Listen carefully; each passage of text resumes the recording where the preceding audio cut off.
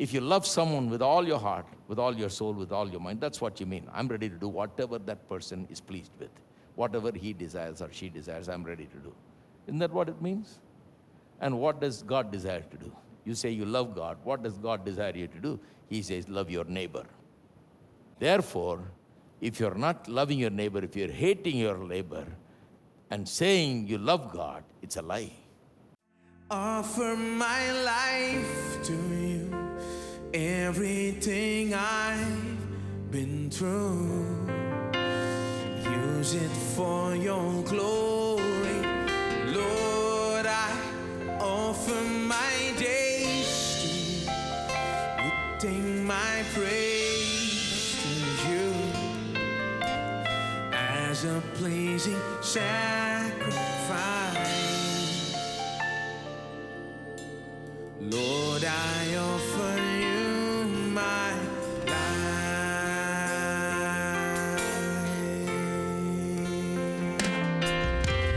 All that I am, all that I have, I lay them down before you, oh Lord. All my regrets, all my acclaim, the joy and the pain, I'm making them yours. Lord, I offer my life to you, everything I've been through. Use it for your glory, Lord. I offer my days to you, lifting my praise to you as a pleasing sacrifice.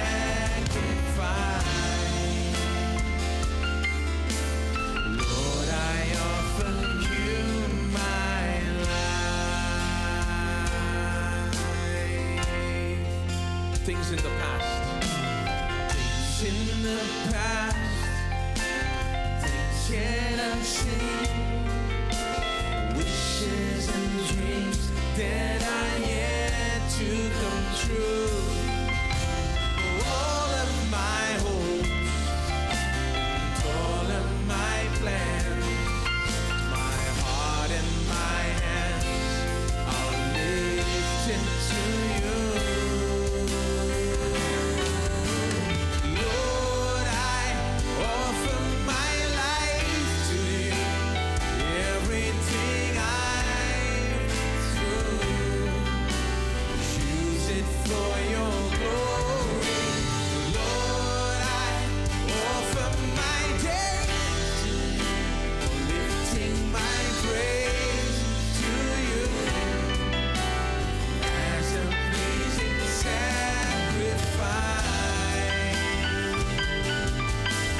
Lord, I offer you my life. Lord, I offer you my life.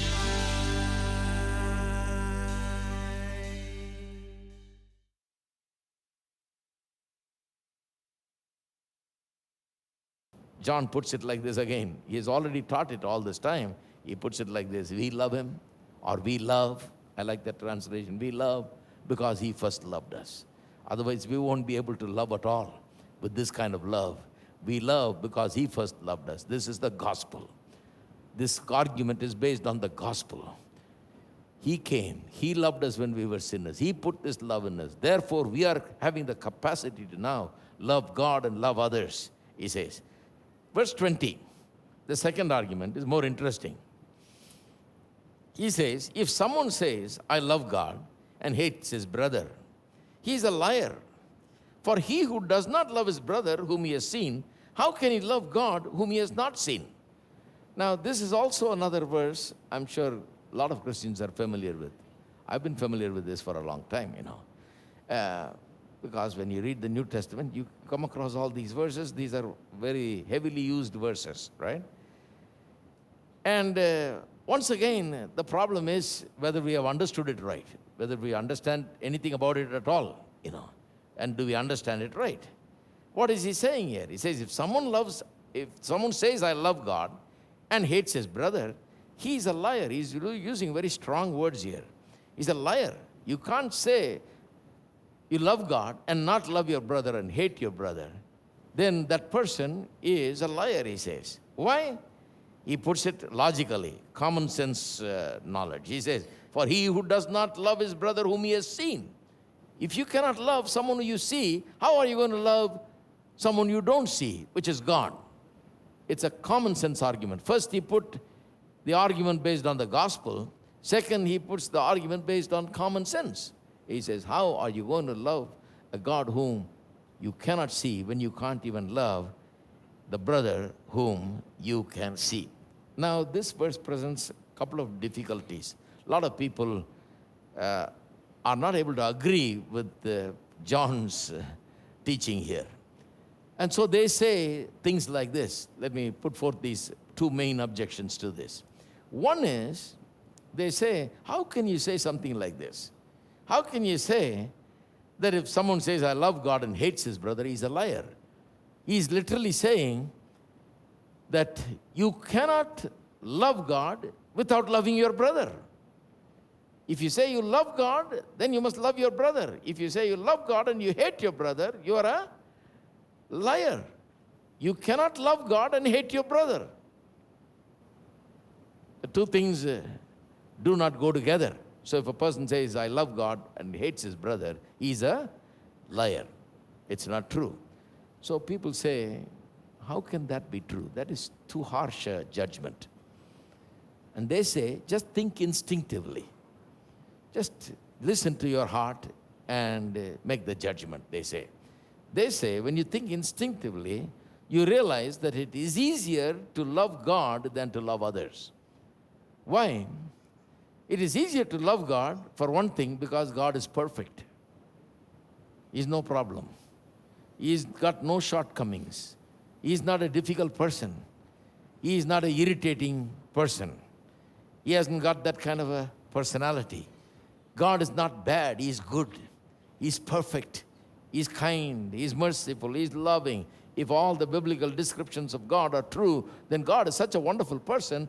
Naturally, you want to love that person. You'd like to be with that person. You want to love that person. It's easy to love the person. Plus, on top of that, he's someone you can't see. Very convenient. Don't we tell some people? I think we better stay away from each other, then we'll love better. Right? How many of you told that before? I think we better not see each other, because if we see each other too often, we can't love. Let's stay out of the way of each other. Then if we stay out of the way, out of sight makes us love better. It works better. We think out of sight helps us love better. So God stays out of sight. You can't see God. So no complaints. He's not bothering me every day. I can't see him. He's not an irritating person. He's not a bad person. He's not an imperfect person. But consider the brother. They can be sometimes the most irritating people. Consider the one who's living with you. Consider those around you and in your house and your family and your friends. They can be some of the most difficult people, you know. Sometimes you wish you were not born in this family. Sometimes you wish you didn't even know this guy or this sister or whatever, you know. Because they're such difficult people. No justice, no sense of mercy, no kindness, no decency, no sense of any kind of decency. And you say, how can I ever love such people, you know? So it becomes very difficult to love a brother. Easy to love God. So what people say is, what John is saying is totally unreasonable. Instinctively speaking, if you just think about it plainly, your heart will tell you he's wrong, John is wrong. He's saying, if you love God, you must love your brother. If you love God and hate your brother, you are a liar. But they say it is possible to love God because it's easy to love God. You can't see him and he's good. And hate your brother because he is such a nuisance. So it is possible for a person to love God and hate his brother. What's wrong with that? After all, I love God. That's what matters. I hate this guy because I don't like to see him. He's irritating. I don't want to get in front of him. I don't want to see his face. But I love God. Just think about it. You can love God while you're hating your brother. It's possible. John says you're a liar. John says if you're hating your brother, you are not speaking the truth. You are not loving God, he says. If you say you love God, you hate your brother, you're not loving God. You're saying a lie about your love of God, he says. They say that is unreasonable. That argument cannot be accepted, they say. The second objection, I'll give you the answer for that. You just have to wait a couple of minutes. The second objection is this. It's more biblical objection. First is a common sense objection. Objection that comes from instinctive thinking. Second objection is a common sense objection. The common sense objection goes like this. They say, wait a minute. John says, you start loving your brother, then you get promoted to loving God. Loving God is something greater. Loving your brother is something lower than that. So you start loving your brother, then you start loving God. They say that's wrong. Because Jesus said, you first love God, then love your brother. It's exactly the opposite of what Jesus taught. They're producing a biblical objection. Turn with me to Matthew's Gospel, chapter 22. Where does Jesus say that? Let me read from verse 35. Then one of them, a lawyer, asked him a question, testing him. So they're always trying to test him to catch him at his word, whether he'll make a mistake with his words. Now, you're not going to catch Jesus making a mistake with his word. James chapter 3, verse 2 says, a man can err in so many ways. He can go wrong in so many ways. But if he errs with his words, the one who does not err with his words, he is the most perfect man, right? If you don't commit a blunder with your words, you're a perfect man. Now, Jesus is a perfect man. He doesn't mess up with words. He never had to say something and say, I'm sorry, I'm sorry, I just blurted out. It just came out of me, Never, never. As people, we're always having to say, I'm sorry, I didn't mean it, It just came out of me. We're imperfect, He's perfect. His words are perfect. You can never get him at his word. If you're trying to test him at his word, then you got the wrong person. You're going to fail every time, So this lawyer comes here and asks Jesus this question, They found that he silenced all the Sadducees, so the Pharisees showed up. They said, let's test him. Let's get him. One of them, a lawyer, asked him a question, testing him, saying, Teacher, which is the great commandment in the law? Now, this guy knows, the commandments and all that. But he wants to ask a tricky question. He wants to make him choose one law out of the 10 laws, 10 commandments. Which is the great commandment in the law? Jesus said to him, see, if he chooses one, he can immediately catch him and, show him that he is wrong and so on. Jesus said to him, you shall love the Lord your God with all your heart, with all your soul, and with all your mind. This is the first and great commandment. And the second is like it, you shall love your neighbor as yourself. On these two commandments hang all the law and the prophets. What Jesus is saying is all the 10 commandments are important, basically. Where does he say that? You may say, well, brother, he's only talking about 2 commandments now. What happened to the 10 commandments? He got rid of 8 of them. He's got only 2 here. No, he simply divided the 10 commandments into 2 things. 2 ways he classified it. The first 4 commandments of the 10 commandments having to do with loving God, your relationship with God. The last commandment, the next few commandments, all the way to the end, is about loving one another. So the commandments, the 10 commandments, if you take and analyze, it's got 2 major sections in it. One is loving God and loving others. So he says the first and the great commandment is that you love your God, love the Lord your God with all your heart, with all your soul, and with all your mind. That's the first and great commandment. And the second is like it. Second is like it means that second is also great. The second is equally great. And the second is just like the first one. He doesn't differentiate anything. The second is like it, he says. A lot of people ignore that, The second is like it. You shall love your neighbor as yourself. On these two commandments hang all the law and prophets. Not only the 10 commandments, he says, the entire Old Testament, the law and the prophet refers to the first 5 books of the Bible, the law, and the prophets refers to the rest of the books of the Old Testament. The law and the prophets, this is the essence of it. The essence of the law and the prophets of the Old Testament is this: love the Lord your God with all your heart, with all your soul, with all your mind, and love your neighbor as yourself. So the people say, these objectors say, look, Jesus is saying like this. He says, first you love the Lord your God, and then you love your neighbor. But John says, first love your brother, then we'll know that you love God. What Jesus is saying, he is reversing the order. John has reversed the order. How can we answer these two objections? Now, the first thing is this. John does not teach here that we must start by loving our fellow men and women and then advance from that to loving God. That is not what he is saying in 1 John chapter 4, verse 20. He doesn't say, first love your brother, then you can get promoted to loving God, because that is greater.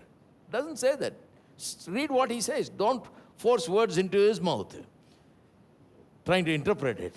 You read what he says. A lot of times Christians are putting words into the Bible. They're writing another Bible, The thing must be to bring out what is in there, never to insert something in there. If you start inserting, you'll be in trouble. That is not Christian preaching. You start bringing out, then you will receive the benefit. You just start receiving what it says, understanding what it says. What does it say? John did not say what they think. They think he says, first love your brother, then you can go on to loving God. No, he never said that. Look at what he says. If someone says, I love God and hate his brother, he is a liar. For he who does not love his brother whom he has seen, how can he love God whom he has not seen? This is what John says. He says, I love God and hates his brother. He's a liar. That's what he's saying. He's not saying you love your brother, then you'll go on to love God. If you're successful in loving your brother, then you can be promoted to loving God. No, he never said that. He says, if a man says, I love God and hates his brother, he's a liar. A better way to explain that is this. There is no way to separate the two commandments. Loving God and loving your neighbor. The two commandments cannot be separated. That is the meaning of what Jesus said when he said the second commandment is like it. It's just like the other one. There's basically no difference, he says. Otherwise, why would he put that line there? The second commandment is just like it. Just like the first one, he says, no different. You say, well, brother, it's different. The first one is loving God. Second one is loving the brother. It's not different. I'll show you how it's not different. Even though for argument's sake, intellectually you can separate the two commandments, really, you cannot separate the two commandments. It's not practical at all to separate the two commandments. That's why Jesus said the first commandment is this, that you love your God, Lord your God, with all your heart, with all your soul, with all your mind. And the second commandment is just like it is, just like this one. It's basically the same, he says. It means you cannot separate it. Even though he mentions it as a second, it is joined with the first because it's just like the other one. And he says, love your neighbor as yourself. I'll show you how the two belongs together and you cannot separate. For example, if you say, I love God just like the Bible says, just like Jesus said. I love him with all my heart, my soul, with my mind. What does that mean? It means that you're ready to do whatever he says. In my understanding, I think in your understanding also, love and loving somebody with all your heart, with all your soul, with all your mind means that you are ready to do anything that that person desires and wishes. You're ready to please that person whichever way possible. Am I right? If you love someone with all your heart, with all your soul, with all your mind, that's what you mean. I'm ready to do whatever that person is pleased with. Whatever he desires or she desires, I'm ready to do. Isn't that what it means? And what does God desire to do? You say you love God. What does God desire you to do? He says, love your neighbor. Therefore, if you're not loving your neighbor, if you're hating your neighbor and saying you love God, it's a lie. It is not possible to love God when you're hating your brother. Since you love God, since you say you love God with all your heart, with all your soul, with all your mind, then you must follow it with loving your neighbor. Because that's what he wants, that's what he desires, that's what will please him. That's the only thing that will satisfy him. Jesus said in John chapter 14, verse 21, he said, if any man love me, he will keep my commandment. If a man loves me, he'll keep my commandment because he loves me. He will do what I say. So you love God with all your heart, soul, and mind. Do what he says. What does he say? He says there's only one other thing he says. He says, love your neighbor. He says, love God, love your neighbor. So if you don't love your neighbor, then to say that you love God is a lie. The two cannot be separated at all. In this way, the two commandments are joined together inseparably. It cannot come apart. Both are linked with one another. It is impossible to love God and desire to please him without loving the brethren, because that's what God desires from us. So you can't separate the two. Love the Lord your God with all your heart, with all your soul, with all your mind. Love your neighbor as yourself. The two are together. If you love God, you'll love your neighbor. Because if you love God with all your heart, you'll do whatever God wants. And this is what God wants. You love your neighbor. He says, apart from loving God, there is only one other commandment, that is loving the neighbor. So, if you're not going to do this, then you're not doing the first one. You're a liar, it says, when you say you love God and you hate your brother. So John is right when he says that. But look at the very strong words he uses. He's a liar, he says. The man who says, I love God but hates his brother is a liar. Why does he put this matter in such strong words? He's got some other things also going on in his mind. Now, just like these days, and always it's been in the New Testament church, there have been heresies and false teachings that have been spreading among the church. It's the devil's job to spread all kinds of wrong teaching inside the church to divert the people away from the main issues and divert the people away from the truth and living for God, to make them somehow unsuccessful. One of the tricks that the devil has used from the very first century itself, the later part of the first century itself, is to bring in a trend towards mysticism. Now, you know what mysticism is. Practically, mysticism works out like this. For example, when it comes to love, mysticism makes love a matter of sentiment and feeling.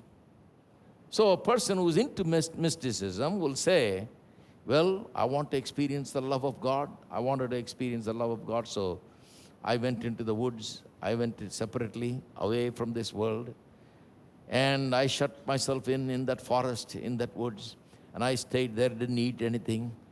And I'll tell you, about the fourth or the fifth day, the love of God was just poured on me. I was so drenched, and I was swimming in love, and I was so filled with God's love. It was just poured out on me, and I had this wonderful experience. Now, I'm a total Pentecostal, you know. You need to have no doubt about it. I believe all these experiences. It's no problem for me. If a man comes and confesses that this is what he experienced, really, I have no problem, because I believe that people can have experiences like that. I have known people having experiences like that. It is quite possible that a man has an experience like that. But if you reduce love to a sentiment or just a feeling and say love is nothing more than that sentiment and feeling, that I don't go for.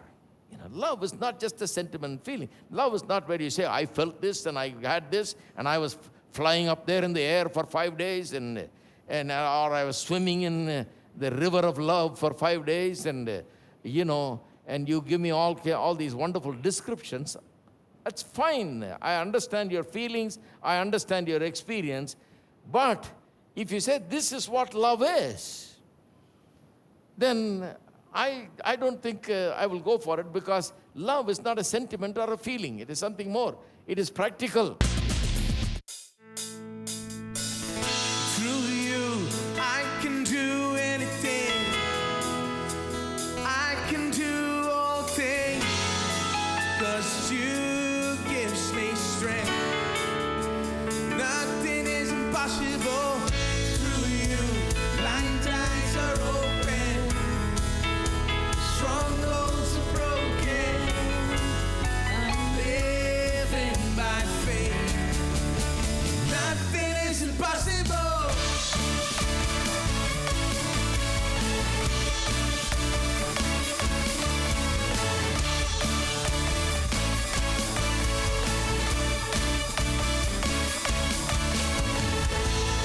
Not gonna live by what I see. Not gonna live by what I feel. Deep down I know that you're here with me. I know that you can do anything. To you, I can do anything. I can do all things, 'cause you give me strength. Nothing is impossible to you. Blind eyes are open, strongholds are broken. I'm living by faith. Nothing is impossible.